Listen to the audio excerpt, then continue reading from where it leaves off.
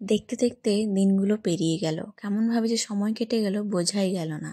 অনেকগুলো দিন বাড়িতে থাকার পর আজকে হচ্ছে আবার বাহরিনে ফিরে আসার দিন।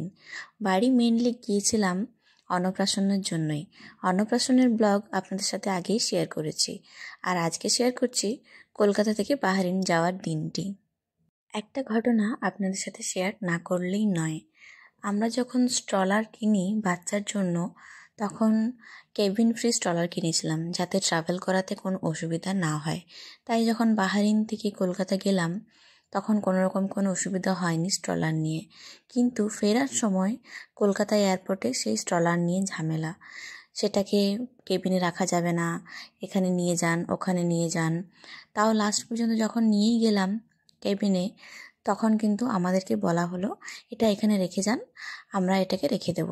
তো সেই মতো সামনের দিকে আমরা ওটা রেখে দিলাম।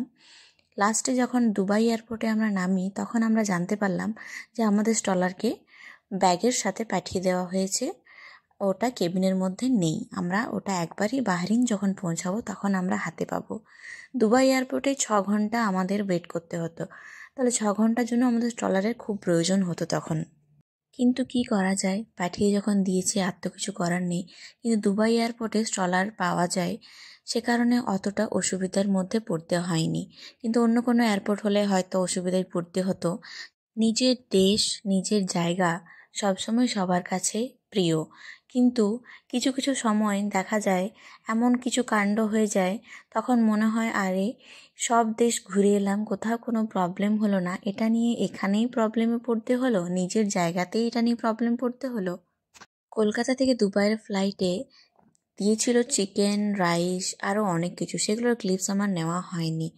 আর দুবাই এয়ারপোর্টে 6 ঘন্টার টাইমের মধ্যে আমরা গিয়েছিলাম মাহাবা লাউঞ্জে। তো সেখানে গিয়ে কিছু টুকটাক খাবার খেয়েছিলাম।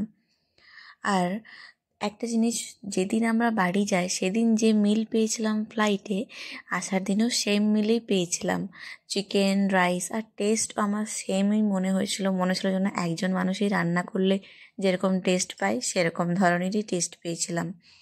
আর তারপর আবার দুবাই থেকে বাহরিনের জন্য ফ্লাইট। এটা বেশিক্ষণের নয়, 50 থেকে 1 ঘন্টার মতো ফ্লাইট লাগে দুবাই থেকে বাহরিন পর্যন্ত। আর এই দুবাই থেকে বাহরিনের flight most of the time ফাঁকাই থাকে, বেশি একটা ভিড় হয় না। আর এই 1 ঘন্টার ফ্লাইটে দিয়েছিল স্যান্ডউইচ, কেক, জুস, জল আর একটা ফ্রুটসের বাউল। বাহরিন এয়ারপোর্টে এসে দেখি লাগেজ চলে এসছে, সব মানুষের লাগেজ বেরিয়ে গেল, আর তো কিছুই আসে না। তাহলে আমাদের স্ট্রলারটা কোথায় গেল? এবারে যাই কাউন্টারে গিয়ে বলতে হয় যে আমাদের স্ট্রলার তো এখনও আসেনি, স্ট্রলারটা কোথায় গেল? সেখানেও কমসে কম আধ ঘন্টা ওয়েট, মানে টোটাল 1 ঘন্টার মতো সময় লেগেছিল হাতে স্ট্রলার পেতে। তাহলে কলকাতা এয়ারপোর্টে যদি এরকম প্রবলেম না করতো, তাহলে বাহরিনে এসেও আমাদের দাঁড়িয়ে থাকতে হতো না। আজকের ভিডিও এ পর্যন্ত।